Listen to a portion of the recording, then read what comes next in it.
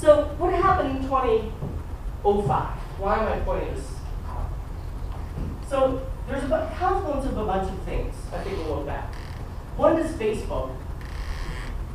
My God, whoever thought that would take off the way it did? The other is YouTube. And it's not that Facebook, it's not that Mark Zuckerberg was the first person to think of a social networking site. And it's not that YouTube was the first website to have streaming video. But there was something about the way these things were constructed that led to it completely dominating and taking off. For that matter, Wikipedia. You know, Wikipedia has actually been around for a while, but it was around that time that people started really seriously using Wiki as a verb. So the mere fact that I have this web, that's a piece of technology. But a big one is the fact that you can watch video now. So I'm going to videotape this talk, and I'm going to chop it up and post it on YouTube. So people can see me blab and not know what I'm talking about just as well as I can. But sometimes people who really do know what they're talking about post their stuff on YouTube. And here's Circuits of Electronics. This is by Anat Agrawal. He's an amazing professor at MIT, superb lecturer. It's the best introductory course in electrical and computer engineering anywhere ever. It is better than anything our department would ever be able to offer. And the reason is they sat down and they tried to think really what is the best course we could create as an introductory course for our majors. And not have a bunch of people thinking, well, for the best introductory course for the students that are going into my subfield, and then having to wrestle from there.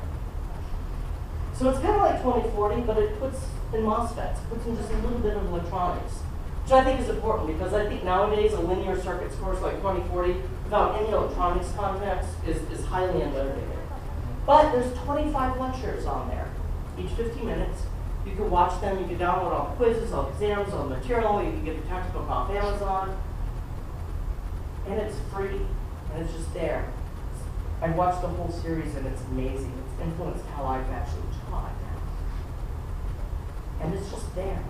And it is the best introduction to electrical engineering you can find. And it's free. 50-minute units, 25 times, is better than anything else I've seen.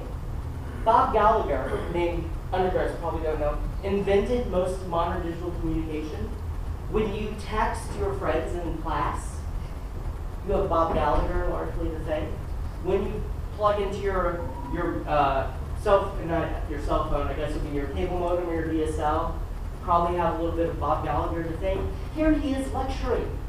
You can watch him lecture on the field that he largely invented. So there's something missing though when watching lectures like that, which is to be able to talk about it. So one of the other democratizing parts of the web is you can actually get together for communities and discuss these. So here, if you want to know anything to do about, you can talk about it. But more to the point, if at some point you want to dig deeper, if you want to find out more and say do raw ML programming, there's a community for that too, where you can go talk to folks. But there are some things missing, and we'll come back to that. I think this is actually the best time to get into electronics. It is true that a lot of parts are going surface mount, these super tiny pins that are much harder for hobbyists to deal with, but all of these companies have sprung up that will sell basically that annoying little finicky surface mount part that if you weren't careful you could inhale it up your nose. They'll sell it to you on a little breakout board already there, and you can start playing. And in particular, they picked the most interesting ones if you want to go out and do hobbyist sorts of things.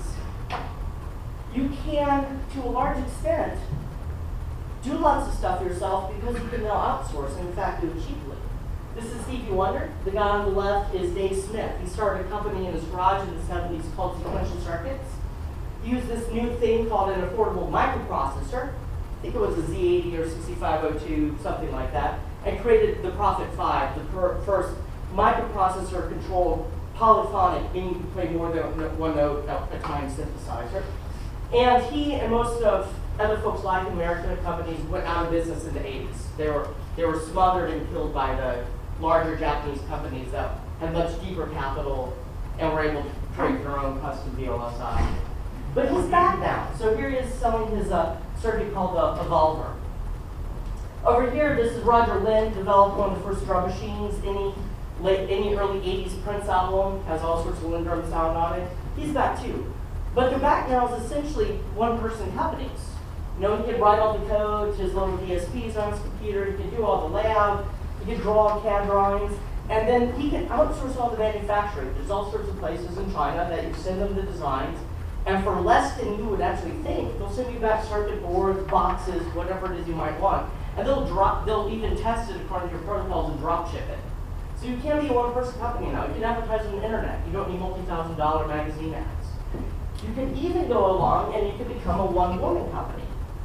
The person on the left here is Lenore. She's a graduate of MIT Media Lab. She made the latest cover of Wired, if I recall correctly.